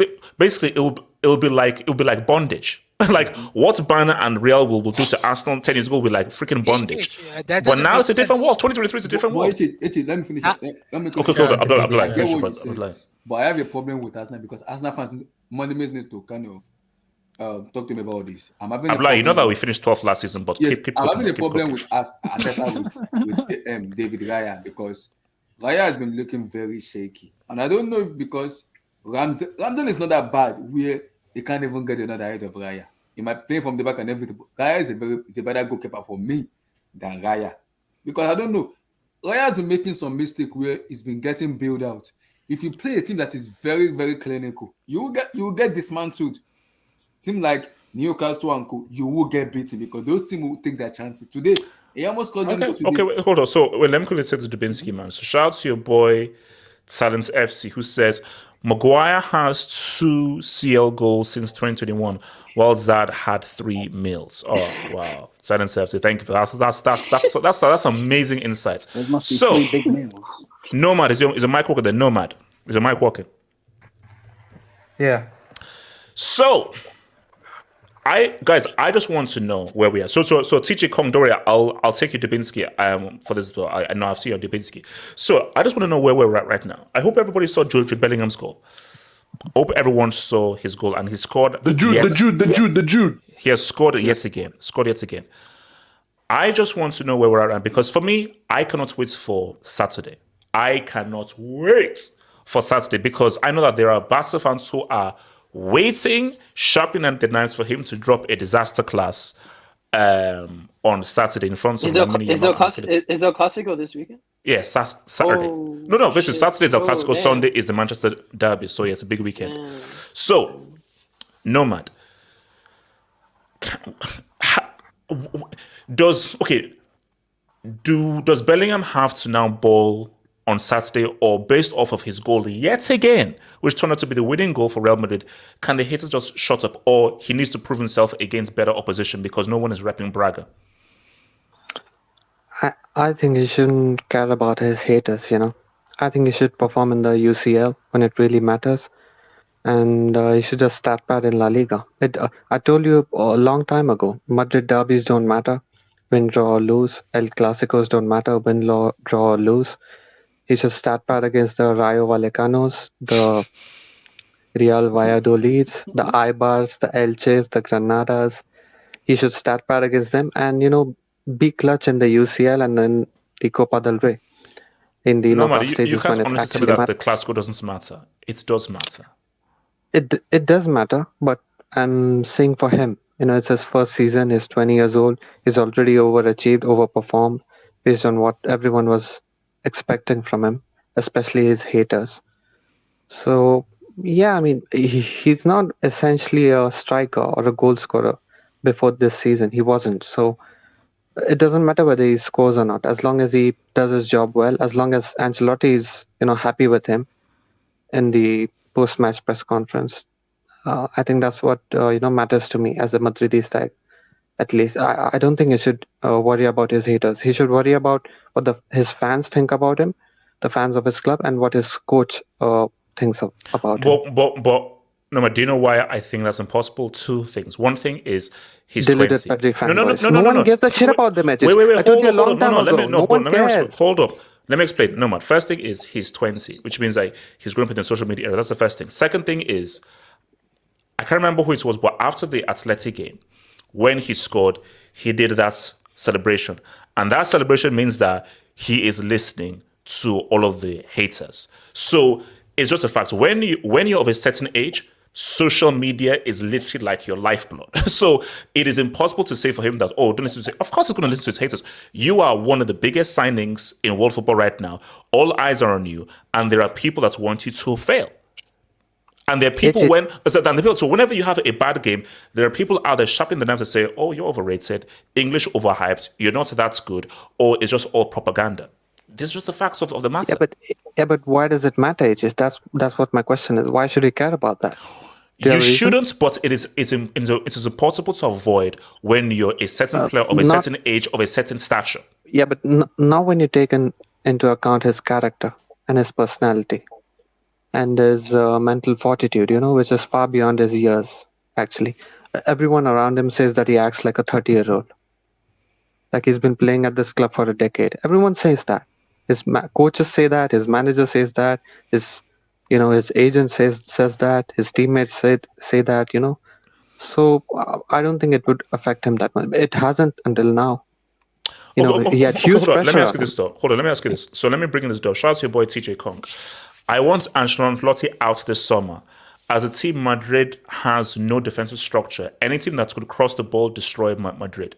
Now, 2 questions for you from this door. No matter. First thing is, now, do you believe this team is capable of winning the UCL? I think not. I think this team can go far. I think that I don't see enough here for them to go all the way and win this competition. No. Second thing is, so first thing is, do you believe they can win the UCL? Second thing is, are you fed up with? I mean, he's leaving anyway, but are you fed up with Ancelotti as much as some Madrid fans are? I'm not fed up of him, but you can say I'm happy that he's leaving in the summer. Because I think even he needs a change. He has not got the kind of backup from Don Perez that he would have liked last summer. And he's making do with what he has. Courtois and Militao have been huge, difference makers in the context of us conceding goals at all the wrong moments. So he's trying to do the best. I mean, we're top of the table, top of the group. Likely, we would be looking to go into the winter transfer window top of the table. We are looking to qualify from the group, top of the group. We're looking to qualify for the next stages of the Copa del Rey. I mean, as long as the results are being delivered, as long as the team is in running in all 3 competitions till the last stages of the knockout stages of the tournaments and the money season in the summer, as long as he's doing his job, you can't really complain. I mean, the biggest problem with the squad actually is the full back area. Like the super chat said, crosses. Exactly, because Militao gave a lot of cover to Carvalho, because this is not the Carvalho of old. And Militao, with his youth and athleticism, he could also get into the right back areas and help Carvalho out. But Rudiger is not a right back. Neither is Nacho, nor is Alaba, a right centre back.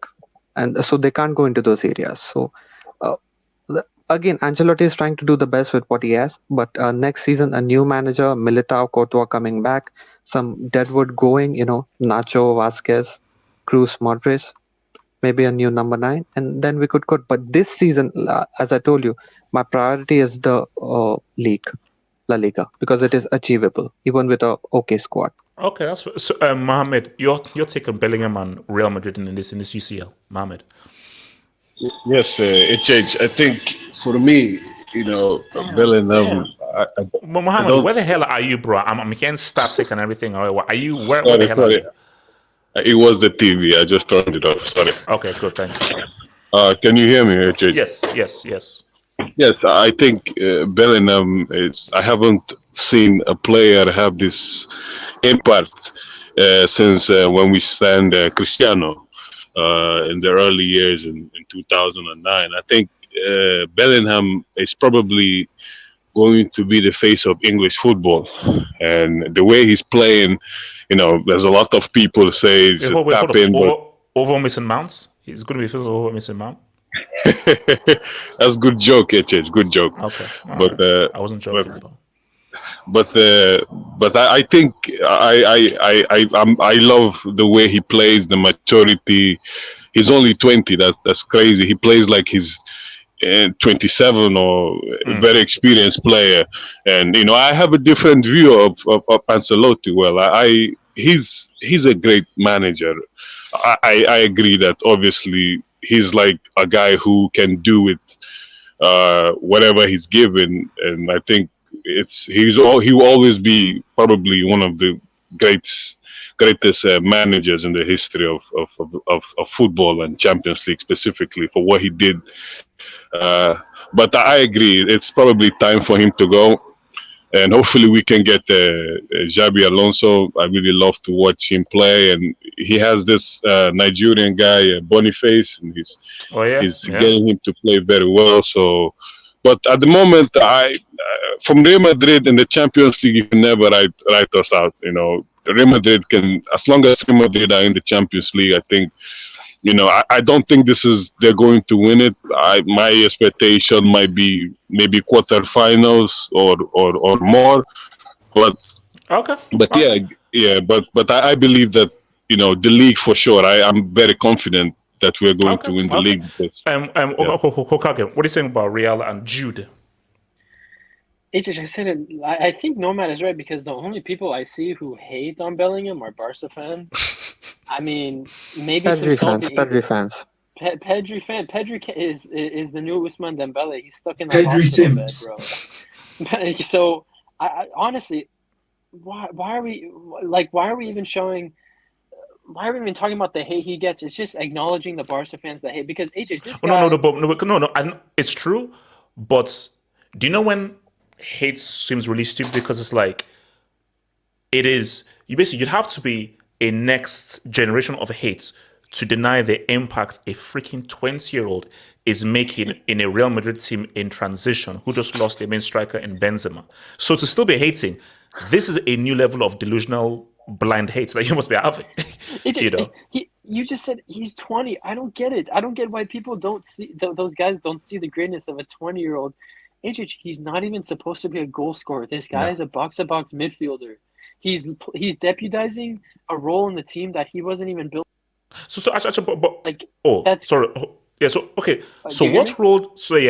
role did he specifically play at Dortmund? What was his actual role at Dortmund? He was box to box at Dortmund. He would, Dortmund is a big club, so there are some trash players there. So he was constantly be deputizing on the wings, doing wing play, but he was never ever this guy who would just straight up score the goals. He was never that, and he's came in and deputized and is the main goal scorer for a Real Madrid team who, let's be honest, Ricardo said in the last hangout, Vinny's having a crap season so far. He hasn't been great.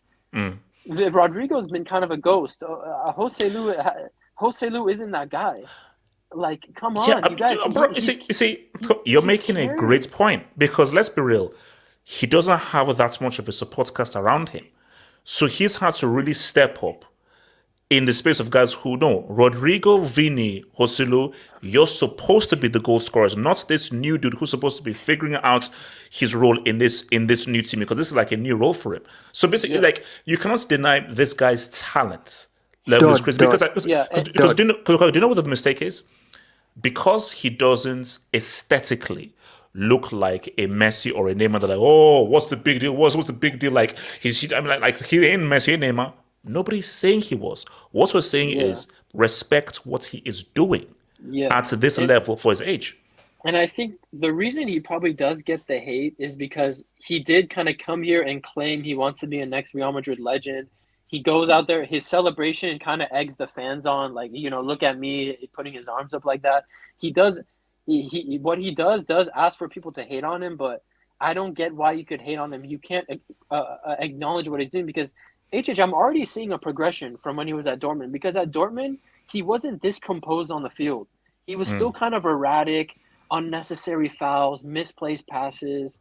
He already looks like he's taken 10 steps to becoming the finished product. Yeah. At Dortmund, he was much less refined. He's already looking more refined. And you know what that tells me? Because like Nomad said, everyone at the club says he acts like a 30-year-old. He acts mature for his age. That tells me, and I said this before, this guy wants to learn from the older players. What I get from this is that he's already looked at Kroos, Modric in training, even Carvajal, who's been there for a while. He's already learning from those guys who know how to play for Real Madrid and how to perform for Real Madrid, and he's already picking up on what they do, on how to play, on the mentality. And how can you knock a 20-year-old for doing this at the biggest sporting institution on this planet, bro? But hence why the only haters are Barca fans. Those are the only guys that are hating. And he's already overperformed, man. Oh, 100%, bro. Already, come on. Like what for a 20-year-old in your first few games, he's already overachieved. So who else wants to pop in on this whole Real? Can I speak on? Yeah, AK, go for it. Yeah. I like the ABI, AK. Thank you, H. Thank you, Muddy Mason. I never know who they all that is. Well, keep going, bro. AK, change that. Come on, AK, change that. Yeah, I will. I'll change it. I'll do Upamecano Alright, cool. today. How about that? Alright, cool. Okay, here's the that's thing. just weird, but keep going. Here's the thing. So was today a tap-in? Anybody want to tell me? Yeah. Speak on it. Speak on it. Speak on it. No. Speak on it. AK right now. Barca fans are using Wita and ILM to Not just compute Barca to fans, CGI it into thingy. Boy, here we go. So not just Barca fans, a few Liverpool fans as well. Like not Elijah or anyone, but a few Liverpool fans I've seen. Like, why did he come to Liverpool? Why did he go to Madrid? I didn't do that. I was never angry. I was never angry. Not you. I just saw a few. I just said Elijah, few Liverpool Elijah, fans come on Twitter. Not you. So it wasn't a tap in today. It was a composed finish, and he played well. So what do you still want to hate? Is he? I think he's a top goal. Is he like joint top goal scorer in the UCL? Yeah, with Holland. Wait. So he's a joint top goal scorer in the UCL. Yeah, they're both with 3 goals. I think he's a joint top goal scorer in La Liga. Wait, who is that in first? Who are these boys? This is doing the qualifying rounds as well. That's why. Google, you pieces of crap, man. Google is trash, man. Google is trash. Why would you count the qualifying rounds? Wait. So who's the top scorer again? Amy. Yes. No. Arnie Freddy Krueger from KL. Bro, the guy's club doesn't even have a freaking badge, bro. Look how trash. Look, continue. So, top goal scorer in the UCL, joint top goal scorer in La Liga, as a midfielder who's also contributing in build-up and actually doing things apart from scoring goals. There was a serious conversation that this guy might be the best player in the world. At 20. You can say, okay, he's not up there yet. Wait, hold on. Okay. So right now, remember, this is on wax, and I will clip you right now. No. So in front of the entire world, you're saying that he's better. am not saying. Are you saying he's better than Mudryk right now? No. Oh yeah, okay, what? Mudryk. Continue. Let him cook. Respect Mudryk. He has more goals in October than the Martinelli, Diaz, and all these guys. So respect him. So I realize that cross might win goal of the month now. For sure. let's cook, man. Let us Chelsea winning something. So he's in that conversation, regardless of where you think he is. He's in that conversation, and for a guy who's 20, 2-0. Remember that. Did Eduardo Camavinga, Vinicius Junior, Rodrigo do this at 20? And also remember, Cristiano moved at 25, or was it 24? Oh, I think 25. He moved at 25, and where his first few games like this, when he moved at 25. It's only Cristiano that Bellingham has an identical goal record to. Only Cristiano. This is not. We're not talking about Raul. We're not talking about R9. We're not talking about these guys. I have question. You mean to tell me that Lionel Messi wasn't scoring a lot of goals? Okay, you know what? Let me AK, ignore that and just keep talking. Ignore that, just keep talking. Keep talking. Why did you kick him out? He's speaking facts. Keep talking. Keep talking. That little munchkin, AK, little man. Bring him back in. Bring back Mohammed. I want to hear what he said. AK, keep talking. So, I mean, I don't understand how this guy gets hate. I don't understand how you can say this guy, scores tap-ins when how many of his goals have actually been tap-ins? Like, I swear there's only like a few of those goals. I think the only tap-in was the Union Berlin winner. And the Getafe one. And then the Getafe one. Each of the one was like, no, these are quality. These are like good finishes. Like 3 out of 10. 3 out of 10 or 3 out of 11 or something. I mean... So he's on 11 goals in all comps. Yeah, 11. Wait. I mean, what else do I have to say? And anybody in the chat, that's how I laugh. I'm sorry. I'm sorry. That's how I laugh. That laugh was crazy, bro. That laugh was crazy. I'm sorry. So what's it called? Jesus, what are you saying about that? About the Jude? What are you saying about the Jude? I mean, I saw this picture trending on Twitter once he scored. So if you want to show the the picture. You see, I'm not sure whether. Nah, I don't want to. I don't want to share. it's fine. I'm too scared. I'm too scared, bro. I don't. That looks like a setting sign. That looks like a setting sign. It's a mouse. It's Just a mouse. Wait, hold on. Let me. He's doing the It's a celebration. Think of your glasses, HH. My AVI is worse. Hold on. Yeah, that is true to be fair, anyways. Yeah. It's a mouse. Wow. Okay. It's a Wow. mouse. Wow. It's a Okay, mouse. that's crazy. That's crazy. All right. Why did they Because give this, it an every single time Bellingham scores, this picture does a circulation all over X.com. I mean, I know the tap-in today was from basically outside the box. It was a brilliant tap-in, to be fair. No, great tapping. As far as about great tapping, man. And it hit the bottom corner as well from a tap-in as well. Like, Jesus. Wow. Amazing stuff. But I understand the hate. Like, of course people can hate. Like, I've seen Madrid fans do the same thing to Lamine Yamal because he's 16. It's like, the kid's 16, man. Just like, leave him alone. Yeah, it's wrong. But come on, Jesus. Have you seen? Because I've not seen Madrid hate towards Lamine Yamal. I've not seen that hate, but and also it's understandable because I think Bellingham has the biggest sport from soccer too. It's when you delve into Twitter, then you see just a bunch of accounts hating. Like a lot of these people have like Aguero and Martinez, like Argentinian people, in their profile pictures, and they're hating on Bellingham. It's like, yeah, we know who you support then. But I don't get the hate for a 20-year-old kid. Like, it's just mental. Like, and to be fair to Bellingham, if he's getting all this hate, and this shows he's actually doing something. Like, he's actually doing something good. Because if he wasn't doing anything like this, this is the thing. This hate is cringe. It's not actual like proper. There's nothing really concrete in this hate because it's just to say, oh, he scored a tap in. It's do this. Cristiano's the last player to do this thing at Madrid, and you look at the surrounding cast for Bellingham. Who is it? Vinny's been injured for most of the season. Rodrigo's disappeared. We got Modric, who's the toilets. Yeah, you got the toilet from Espanyol. You got the toilet. In certain countries, they call the toilet the loo. So I just say people saying he doesn't pass. He doesn't pass the eye test. People saying he doesn't pass the eye. Yeah. People are saying that he doesn't pass the eye test. The eye test is just one part of football, because Thomas Muller doesn't pass the eye test, but he's one of the best players. Thank you. But see, eye test is just, bro. There are guys who pass the eye test who did nothing in football, and the guys who fail the eye test, like Thomas Muller, who are bloody amazing. Eye test is just one thing, but see, all that matters. The most important thing is good. The most important thing in football is good. That's the most. That's the most important thing. Thomas Muller doesn't pass the eye test. No, it doesn't. I think AK, I got attacked for this yesterday, so I just leave it alone. No, guys, you have to understand that.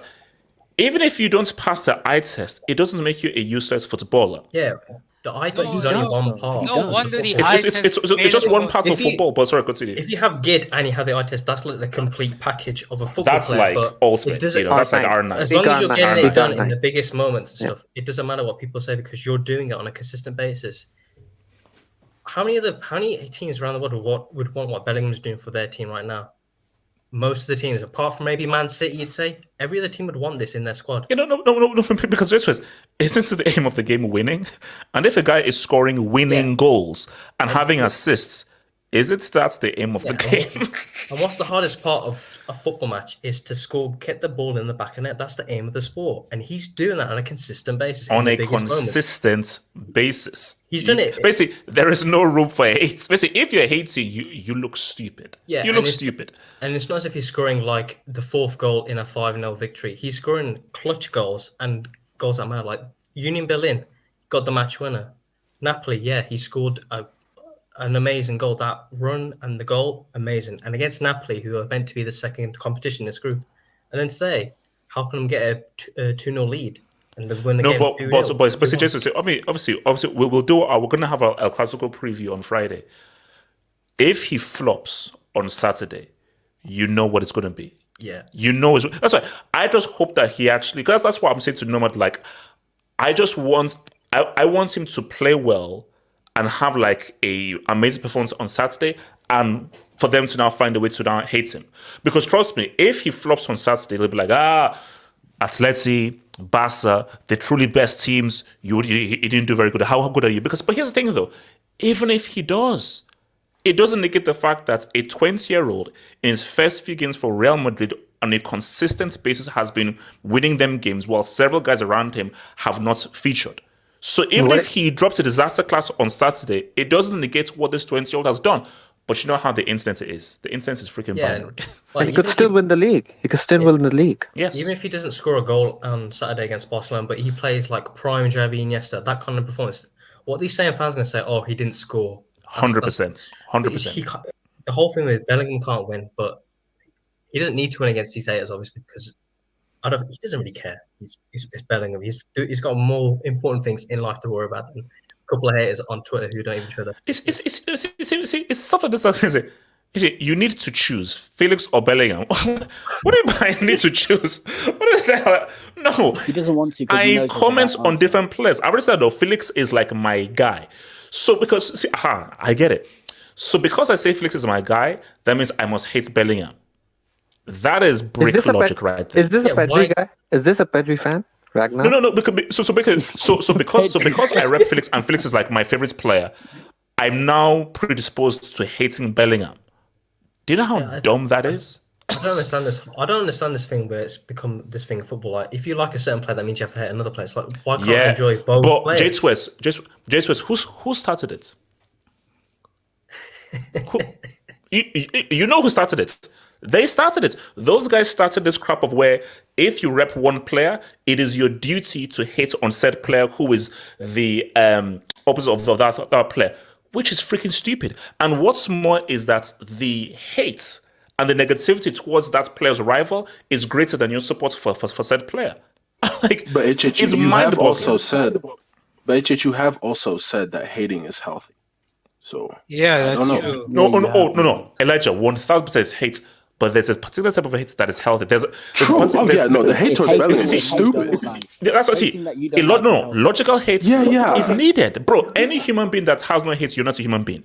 Every human being must have some level of hate within you, because that is healthy. Hate is not healthy.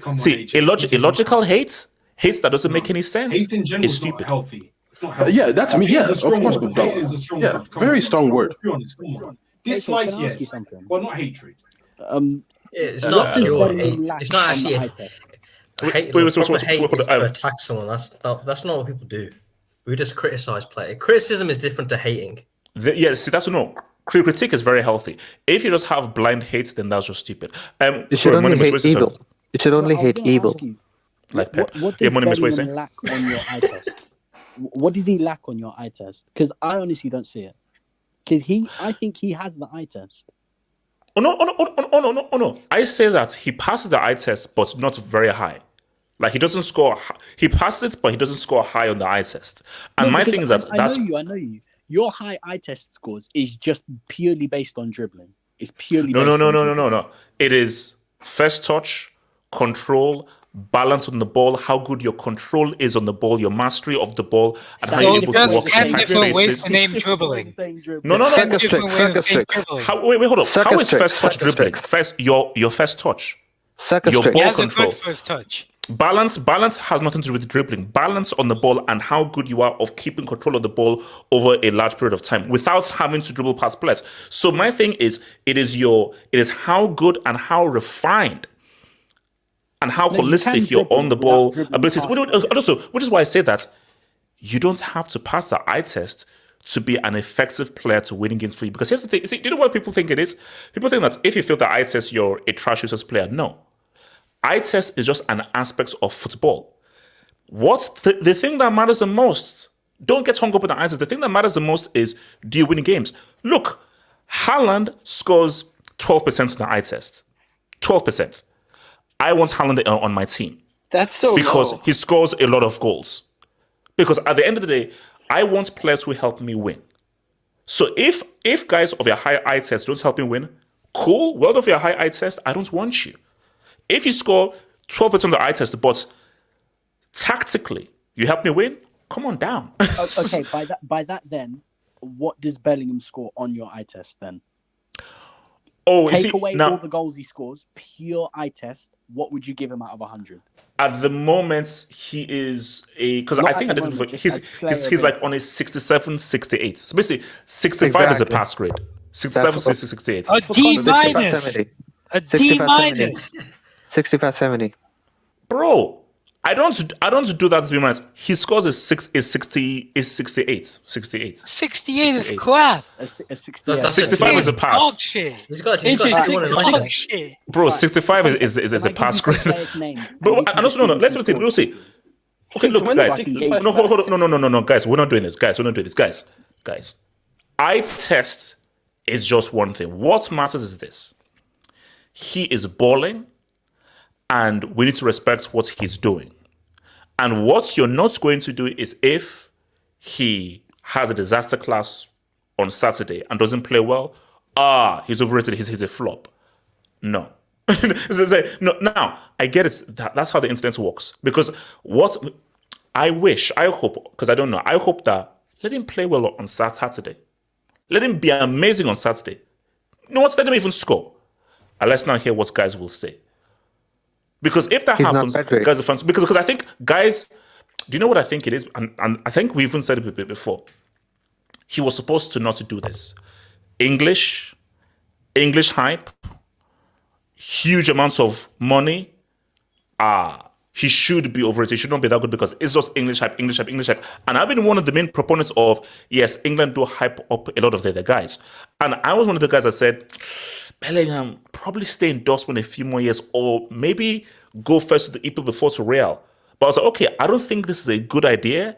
I think this is too early. But if you're willing to bet on yourself, cool. I don't think it's a good idea. From what he's done, bro, he's proven me wrong. And he's proven many people wrong and they can't take it. They can't handle that he's proving people wrong because no, you're supposed to fall into the whole English hype and not be that good. And they can't take it that he's proving them wrong.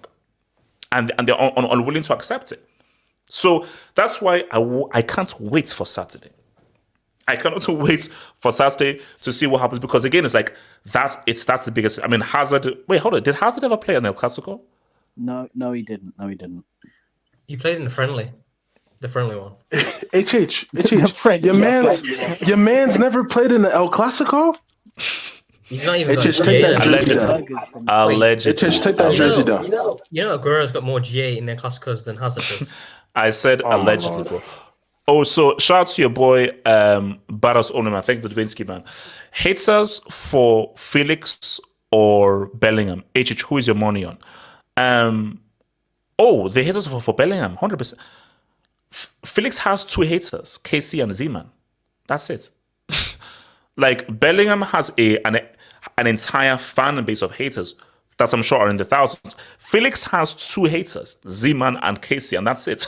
So yes, my money I believe that my money will be on a whole army over freaking KC and Z-Man. I don't think KC and Z-Man can handle a freaking army, man. So, that's Omelets. Member for 10 months. Thank you for your membership, baby. Javi winning with scraps and injured players. Dodd or Doi? Neither, bro. Neither. Come on, neither. Like, now, if he wins a UCL with this crew, that's borderline Dodd. But then again, is it Dodd because he has the licks there? I don't know. Just Perspective Man, thank you. Just stopping by to say hello to my bro, my Chelsea Perspective. Thank you for the partnership, bro. Thank you, bro. And from your boy, JH27 man, can we get a second wing for Kane if somehow Spurs do the impossible by winning the EPL, which is not happening, and Bayern win nothing? That event is worthy for building a new wing. Look, I would love that because I think that would be an epic stream. But the reality is Tottenham have a 0% chance of winning the league. Bayern are winning at least one trophy. I feel Bayern are at least winning one trophy this season. Yeah, I told you. Don't, Elijah. Don't start rapping Big Ange. Don't start rapping Big Ange. No. I'm not repping. I've been repping him since he was at Celtic, and I told you to respect him. But I watched your video, and you're over here saying that you're shocked. That's interesting to me. Very interesting to me. Hold up. Of course, I'm shocked by what Angie Martinez is doing. I told you to not be surprised. Elijah, but it's 38 games. It's 38 games. Oh, of course, yeah. I know. Of course, I'm not ruling that out, but I'm just saying. I think one of the surprises about is this is the best start for any Premier League manager ever. Like the brand new coming in. That's what's surprising. Like I thought you'd do decent, but not this well.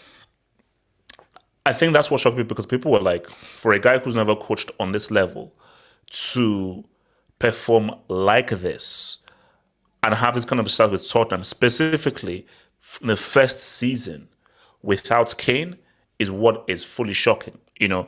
But look, I mean, that would be epic.